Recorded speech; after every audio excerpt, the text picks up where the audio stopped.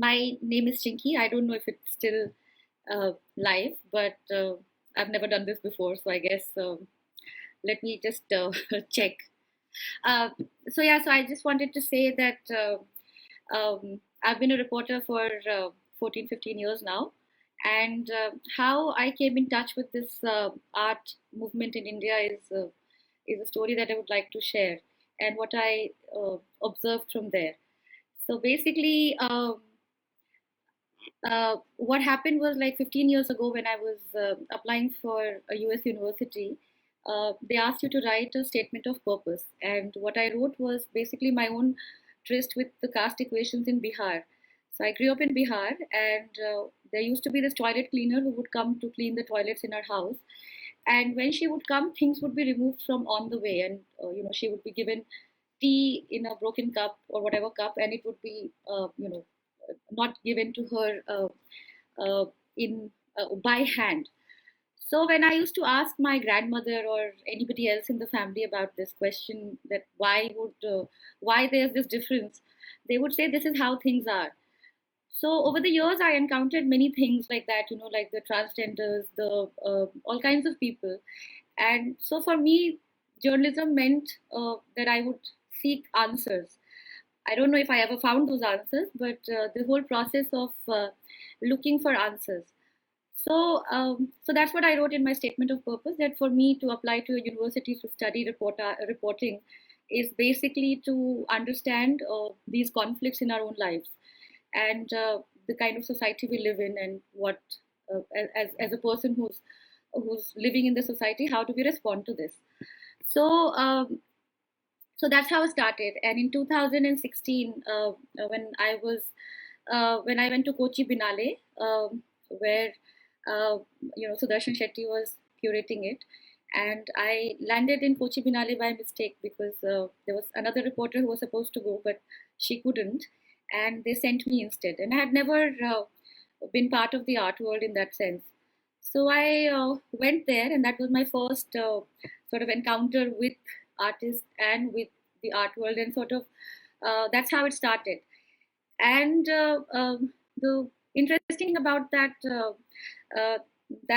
art, the Kochi Binale, was that it had this poet who I had always liked, Raul Zurita, and the Sea of Pain, and the whole usage of text, and the fact that Raul Zurita is a Chilean poet, and he talked about the state of affairs in his country, the communist ideology, the way he was looking at things. The Sea of Pain basically was about this little kid who had drowned in the sea, the refugee, the whole immigration debate. So I thought that was very interesting in a way that my first art encounter was shaped by that kind of an outing. And then there was another project where they had this lovely dancer, and that again was this young boy was coming from a minority community, a Dalit community from Maharashtra, and he was a lovely dancer, and there was this whole uh, conflict of gender also in it, and the whole thing of migration. So we put him in the Sea of Pain, and we dressed him in a lovely dancer's outfit, and that's how we thought that as reporters we also can interpret art in our own ways, and that's how the encounters began. So as an when I sort of started going to galleries or to meet artists, what gradually started to happen was that I was not able to understand the the the abstract art in a way that it did not reflect anything of the society that I was living in.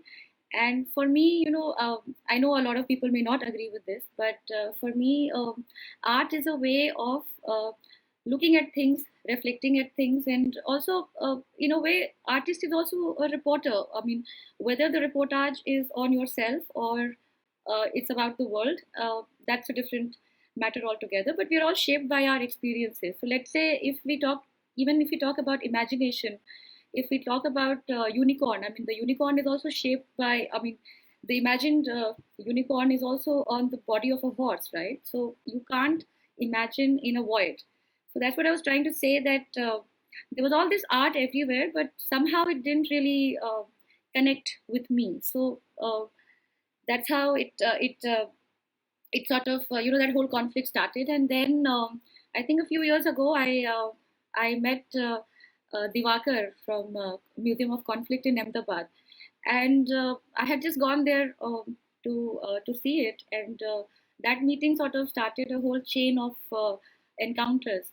And his challenge was that reporters were not covering the Dalit art movement, or let's say the people who were coming from the marginalized communities and the kind of stuff they were making. So the first artist I spoke to in terms of covering the Dalit art movement was, Prabhakar Kamble, and I remember I wrote about his art, and it took me a long time because I didn't understand much of it at that point in time, because I was also coming from a very different world. And the morning after I woke up, and there was a message from Prabhakar and many other people that I had made a big mistake and I was very patronizing, and I had called him a Dalit artist. So I didn't understand it at that point in time, and so they spoke to me, and the conversation started happening, and then I realized that there were two schools of thought about it: the owning up of identity and disowning identity, both of which were very valid points of views. And while I was doing my research on the art movements or the Dalit art practitioners, or what they were trying to portray, I didn't come across many articles actually. So it was very difficult for me to even get reference points or whatever. And so anyway, so the whole process of learning began, and Prabhakar helped me a lot in trying to understand, and it sort of started as a reporter interviewing an artist and then going completely wrong in a way, and then sort of understanding the whole thing. So that's what happened with Prabhakar, and then I started to talk about other people, started pitching ideas about the caste and art, and I spoke to many people who were writing on art at that point in time, and what was happening was that they were talking about the fact that a poor artist struggle is very similar to a Dalit artist struggle, or any artist who's coming from a marginalized community, which to me it didn't make sense, because I thought that the baggage of caste was so much that the struggles were not equal. I'm not dismissing that a poor person doesn't have to struggle, but with the extra baggage of caste, it becomes even more difficult.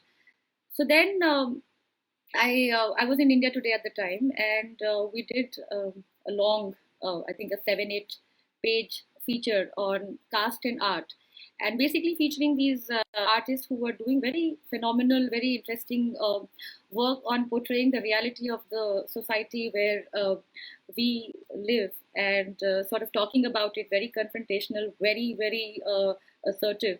And that I thought was very exciting, because there was something to sort of take away from that. It was not just looking at decorative art or art that really didn't connect with me. So I was I was going to all the galleries, I was going everywhere, and somehow it looked like a very different world to me, which the whole world of these artists who were making very good art, or making very interesting art, and they were very recognized, very celebrated. But somehow it was not really real in terms of writing about it, or in terms of a reporter who was always looking for a narrative. The narratives were not very strong. What I also figured that a lot of these artists were talking very abstract, which I'm not saying they shouldn't, but abstraction also cannot exist without a narrative. So for me as a reporter, it's very important to understand the story, because we are a link between the artist and the person. If I'm not able to understand something, how do I communicate it to people? So a lot of artists that I met, they said that, what do you think about this art? And I'm like, okay, if I start to write what I think, then it won't get published. So anyway, so that sort of that whole conflict started, and my art world, how do I say, Tris was not very long lived, in the sense it's only 4 years. And so yeah, so I met many people. I mean, I met a young artist called Virender Yadav, who was working in the brick kilns, and the way he was talking about identity, the way he was talking about the Aadhaar card, the whole thing of thumb imprints, this whole question of identity, and these were very strong movement. As a reporter, obviously, we are also connected to this situation where we are encountering all these stories, but these stories were somehow not being reflected in the art world in general. So my course was decided in the sense that I would go towards this, and I was not really. I mean, for me, I've always sort of been very confused as to why there are these categories of art writer or art critic, or why people don't want to be called a reporter. I think being a reporter is the best job in the world. You get to learn a lot, and a reporter is not judgmental in terms of when we are asking questions, or when we are supposed to be open rather than already sitting on a body of knowledge and trying to sort of putting in our perspective, which is important, but I think the perspective of the person who's making the art or what he's trying to say is more important. So that happened, and then there was this the Kochi Biennale, which happened in 2018. So it was something that we were looking forward to. It was about art from the margins, and so I went to the announcement, and to my surprise, and I've written about it. I mean, it's not something that I'm trying to just say, but it was basically that I didn't see any marginalized artist in that announcement situation, which could have been for many reasons, but for me it was very difficult to sort of very. I was very amused that why there are not there isn't enough representation of these artists who have always complained that they have not been taken in by the big galleries, or have been promoted by art festivals or any of these things.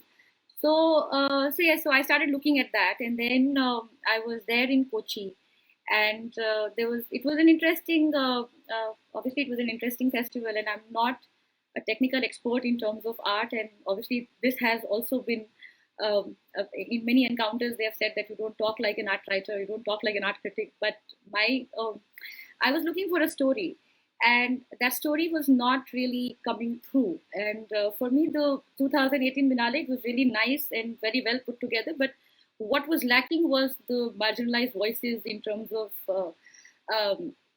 narrative, in terms of content. A lot of people, I mean, I won't take the name of the artist, but he refused to say that. He said that I don't want to be identified as a Dalit artist. So maybe, so that I thought was a big problem. And obviously, patronage has always been an issue in the art world, and so that led to a lot of these smaller art galleries, or these experimental kind of art galleries to come up, who would give young artists or artists who were not coming from a privileged background to sort of show their work and talk about their experiences, which were not really being promoted by the big galleries. And often we would read only about the few artists that were there, like these big names, and over again, these were the people who were being featured.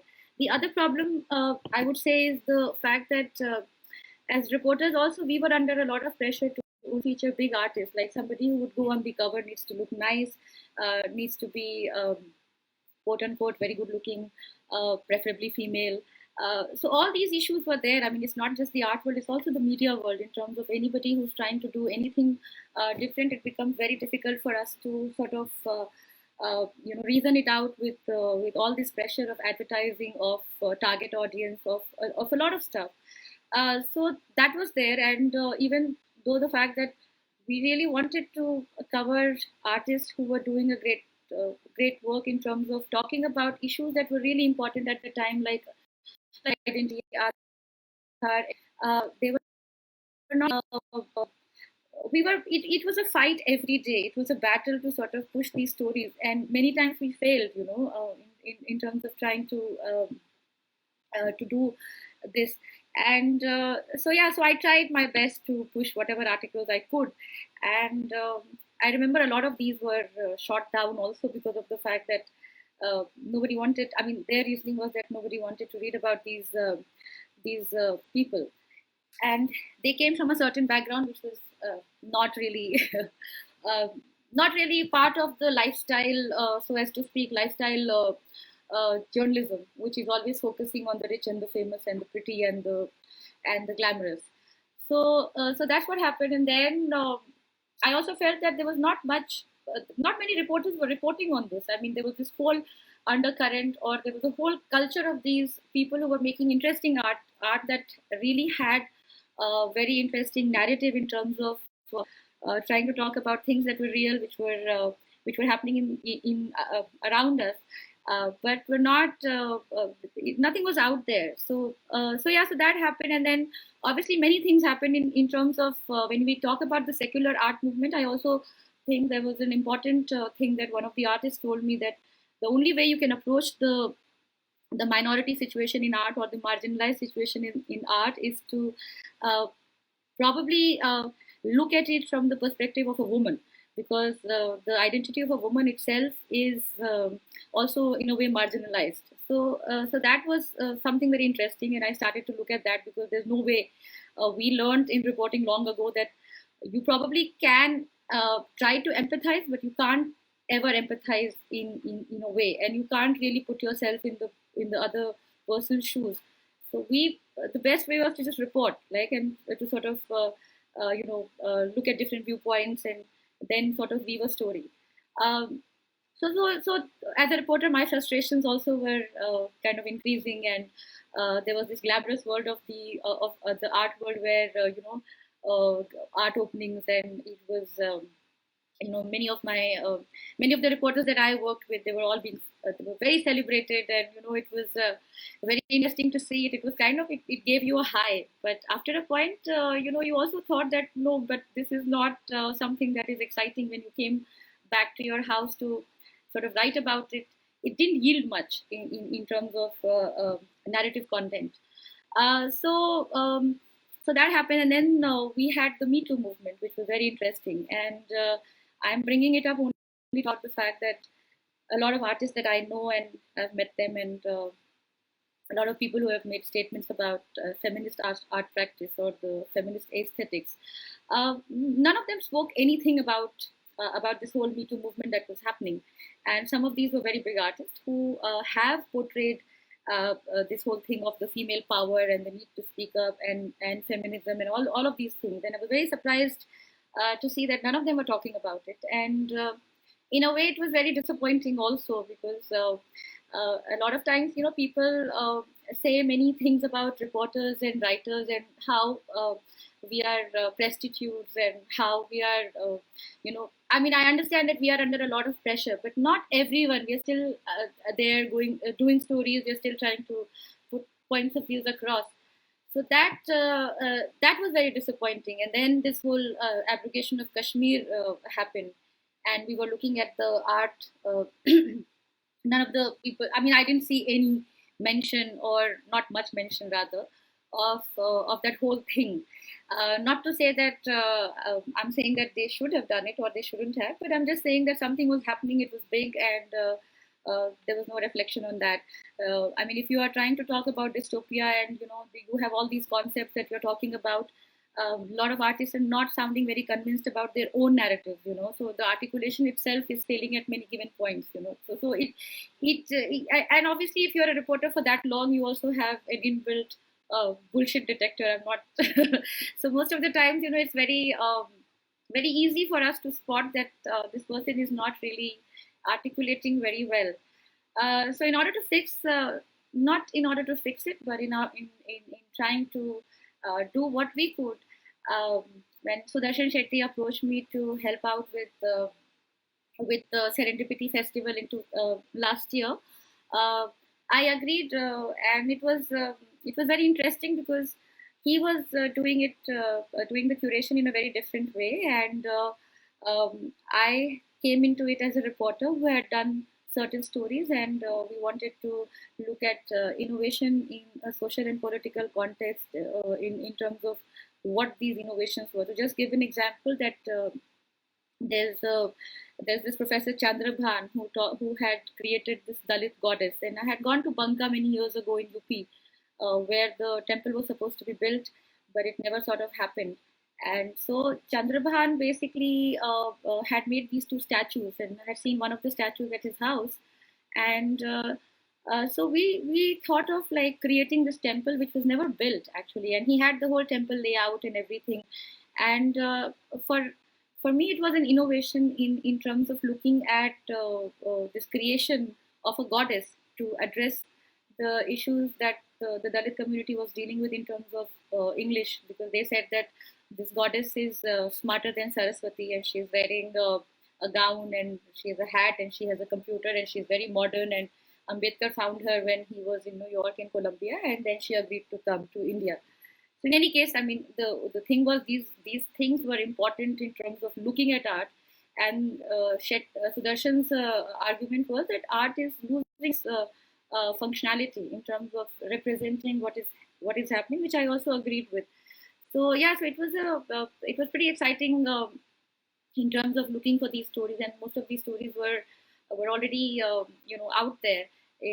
So what I'm trying to say through this, there was another thing about Kamatipura, the bunkers, the brothels, where I have been going from 2012, and these were like these train berths which were stacked on top of each other. So they were like four like this and four like that, and there was barely room enough for one person to sort of sleep, and that itself was innovation in terms of space, in terms of how they were looking at the process of you know this whole transactional situation where they were having sex for money, and there was no romance involved, nothing. It was very stark.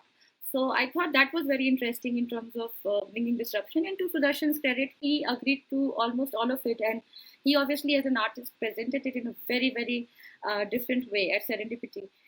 What happened after that was that we also had Mia poets from Assam, and the Mia poetry is also about a lot of anguish, the loss of home, and we had gone to Assam to meet some of these poets and to record their poetry. And it was just a simple representation. It was just an act of reportage. We were not taking sides. We were not doing anything, but just putting the stuff out there in a different format. And what happened at Serendipity was that Rajashri Gudi was there with her work, which was all about Dalit food recipes, which we kind of always saw it, but we never thought of it, in the sense that when I was growing up, you went to temples where the sacrifice was happening, and the community was collecting the blood, and also like the Juthan situation. So all of this was there, and while I was reading it, I was like, oh, I have seen all of this, but I never thought about it from that perspective. And so we put in all that, and what happened is that there was a lot of people who came in, and who this whole NRC-CA debate was going on, and the exhibition was shut.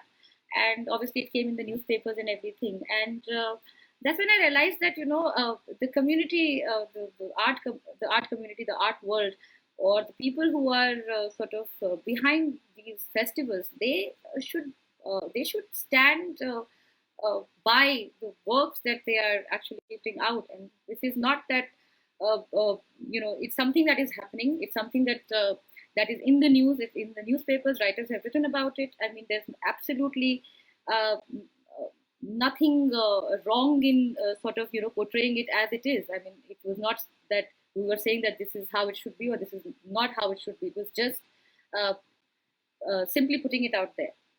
So that happened, and that also, in terms of a lot of things, taught me that this is how this art world in India is functioning, which is not political, quite decorative, and a lot of people talk a lot of abstract, which really doesn't make any sense to me. And I've written about it also in terms of, we get all these press releases which speak a very different language in terms of what it is, and most of the times I'm not able to understand what the art show is all about.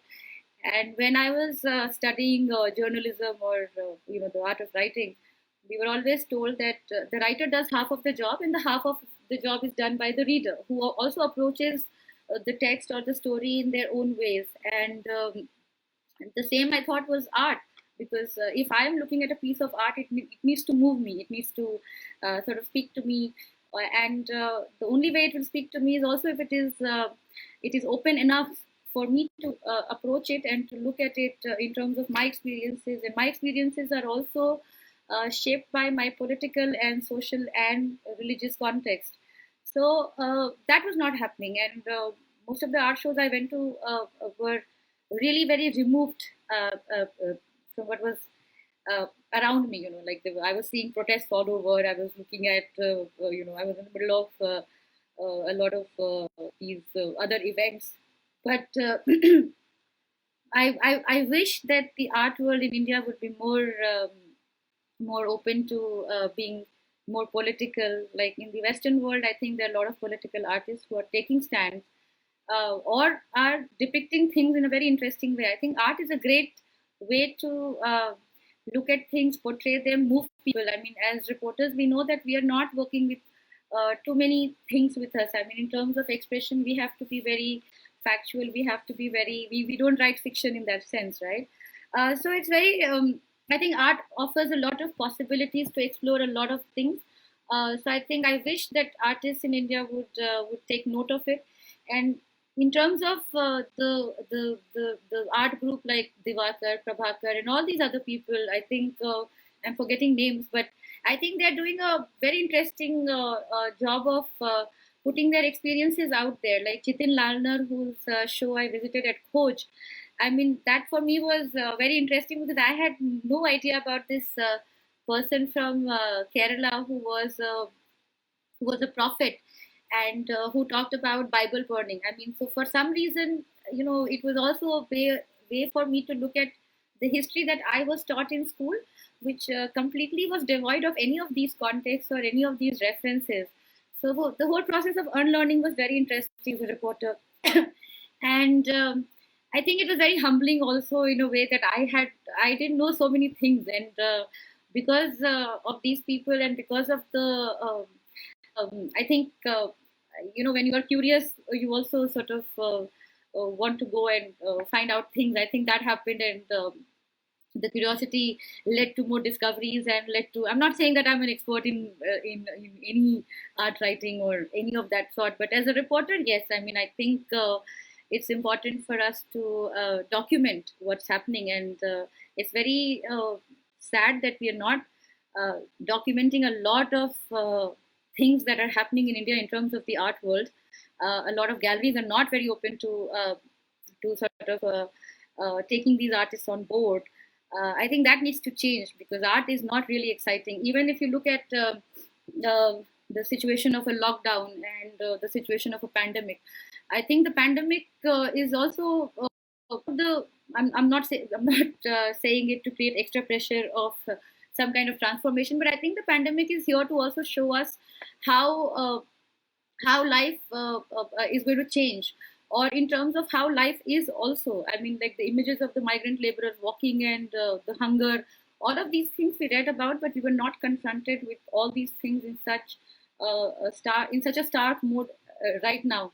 So if we are surrounded by all this, if there's a pandemic, I mean, this pandemic is a pandemic of loneliness, a pandemic of PTSD.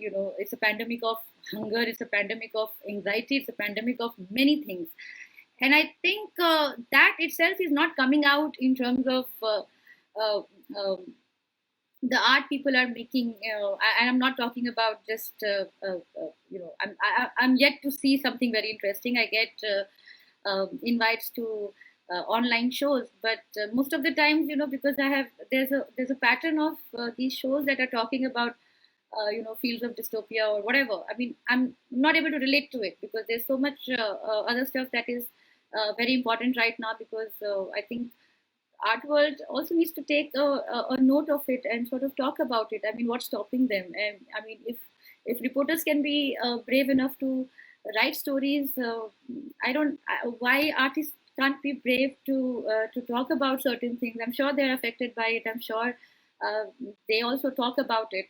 But when it comes to being out there in the public with it, I don't know why they wouldn't.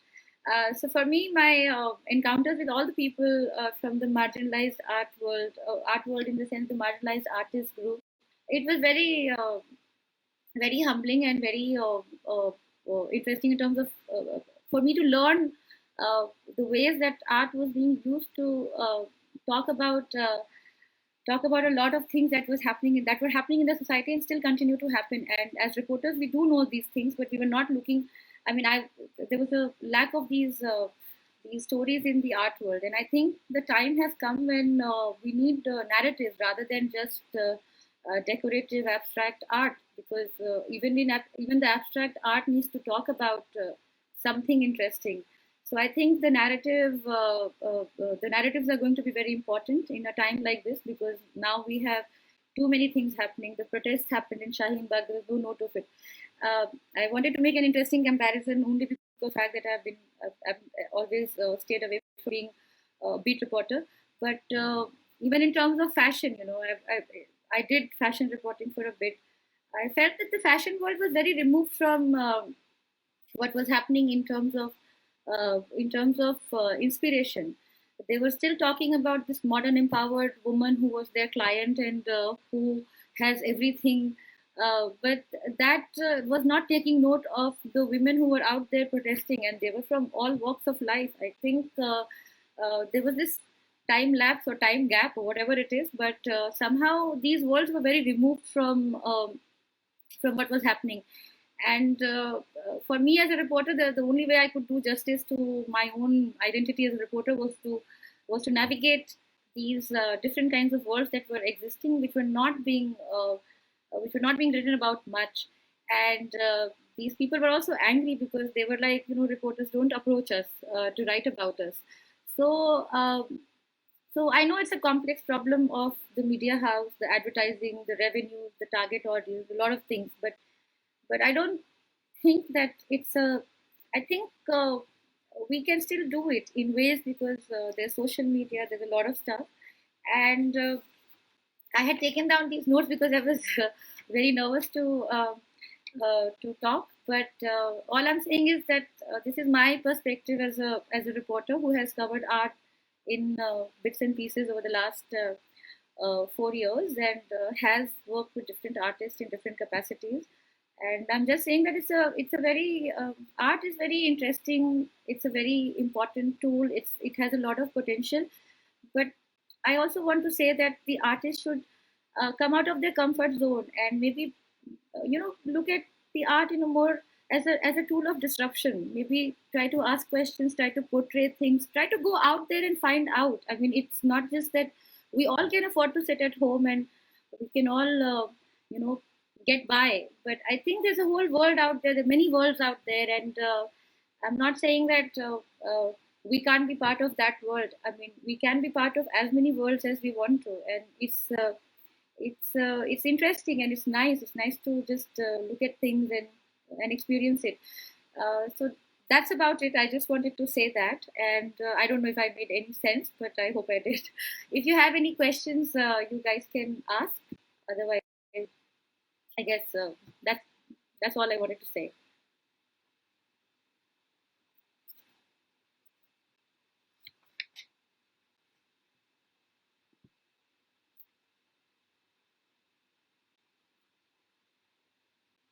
I mean, I can't see the. I think I can't see the comments, but okay, I think there is. I have to scroll down. Mm, and yeah, so if you guys have any questions, you guys can always email me, or not that I mean, I can answer all those questions because I'm still looking for my own answers. But uh, I think the best thing to happen is that there are a lot of these experimental art galleries that have come up, and spaces that have come up. People are young and they want to do things, and it's nice. I think to see all this happening in my lifetime, especially in a pandemic situation where one part of the art world is dealing with boredom and all kinds of issues. The other part of the art world is saying that we have experienced quarantine all our lives, and that's a that's a very relevant point. I think we should look at it more. We should try more as reporters. We should fight more to put these stories out there, and that's all I wanted to say. And I guess it helped in. I mean, I only want to talk about my experience, and thank you for having me, and thank you for letting me speak. So if you have any questions, you can send me in my inbox, and I'll try to answer. So thank you.